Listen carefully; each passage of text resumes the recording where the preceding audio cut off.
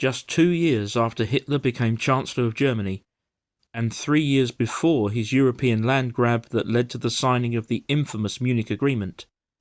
These were the jubilant scenes as he extended Nazi Germany's borders for the first time. But this photograph doesn't come from Austria or the Sudetenland. This is the Saar. This tiny industrial region on the Franco-German border was absorbed into the Reich perfectly legally in 1935. It was a great propaganda coup for Hitler and an apparent endorsement of Nazi policy. Recently, when conducting some World War II research, I was able to get hold of this small collection that originally came from Germany. Most of this is yet to be investigated, but what really jumped out at me was this item just here. This octagonal pressed metal object, clearly dated from the Nazi period and related to the annexation of the Saar region. However, I was surprised to find that it carried the date 1934, not 1935. I decided to dig a little deeper, and this video covers both what I've learnt and what I'm yet to find out.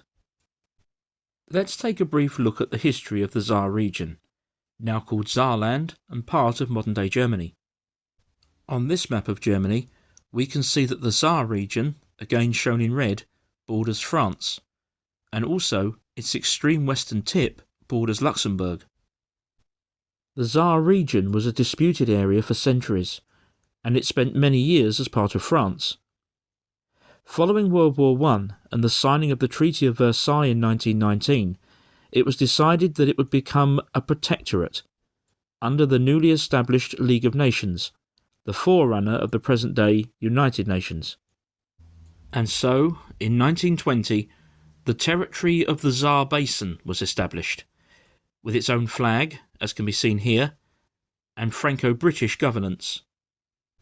Initially, things went relatively well, but all that began to change when Hitler became Chancellor of Germany in January 1933. The Saar's large ethnic German population made it a popular safe haven with German anti-Nazis fleeing Hitler's regime. Meanwhile, the League of Nations were making plans to hold a referendum in the territory so that the people there could decide on their own future. The referendum, or plebiscite, was eventually scheduled for the 13th of January 1935, and the people were given 3 options, as can be seen in this contemporary voting slip. They could either choose to remain a League of Nations protectorate, the status quo, they could choose union with France, or union with Germany. However, the situation became increasingly complicated, particularly throughout 1934. Ethnic German socialists and communists began to push for the status quo, worried that unification with Germany would lead to oppression of their political beliefs. Meanwhile, the Catholic Church was playing a very dangerous game with the Nazis. This led many Saar Catholics, particularly those of French descent, to favour union with France, believing that their religious freedoms would be better protected there. At the same time, there were reports of Nazi terror tactics, including denunciations, intimidation, even kidnappings. Eventually, late in 1934, the League of Nations decided to send in a peacekeeping force for the whole of the referendum period. Whilst this force of over 3,000 men was largely successful and multinational, almost half of them came from Great Britain, a country which the Nazis could claim had a vested interest in the outcome of the vote. The Nazis lobbied hard for a pro-German vote. Such an outcome wouldn't just look good for Hitler personally, it would also allow him to get his hands on a significant industrial region. Although the outcome of the referendum was looking increasingly predictable, when polling day came, the scale of the result took many by surprise. Almost 91% voted for reunification with Germany. In the end, support for the status quo received less than 9% of the vote, and unification with France received less than 0.5%. The propaganda coup for the Nazis, and Hitler in particular, was obvious.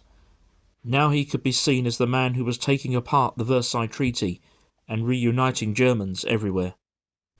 After the vote on the 13th of January 1935, reunification followed swiftly on the 1st of March. Hitler can be seen here that day making a triumphant entry into the region's capital, Saarbrücken. Here again we see German troops entering the Saar, past swastika flags and under a banner that reads, "Die Saar ist frei, Heil dem Führer," which translates as, "The Saar is free, hail the leader." There is an old saying which says that if you give some people an inch, they will take a yard.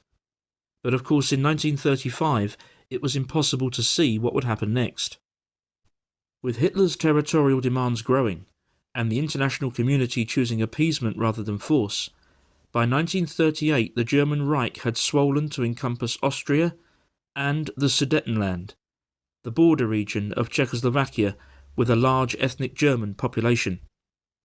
Of course, the following year, the world was plunged into World War II. In 1944 came D-Day and the advance of the Western Allies across Europe. The Saar region was eventually captured and came under Allied occupation.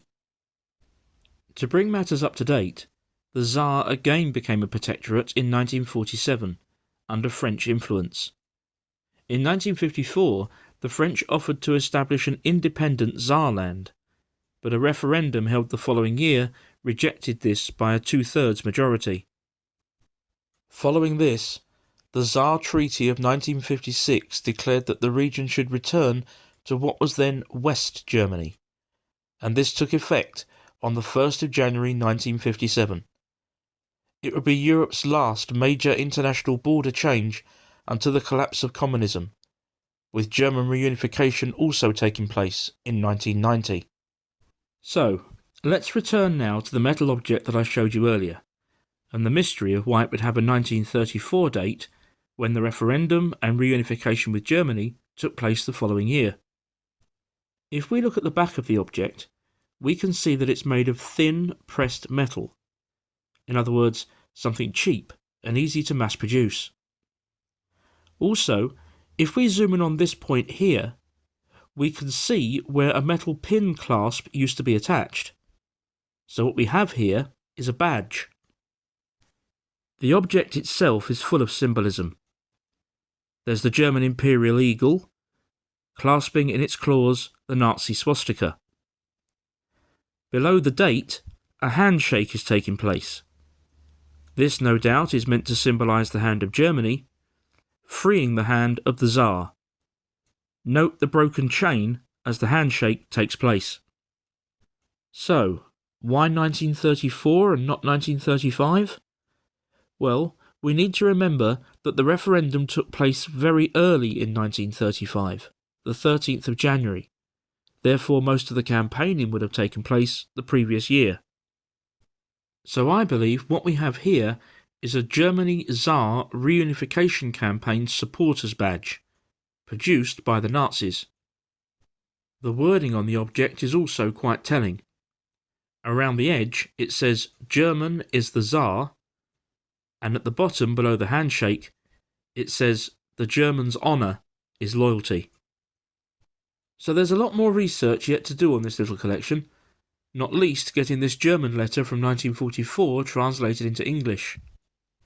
But if anyone knows any more about the object that we've looked at in the course of this film, do please let me know by leaving a comment.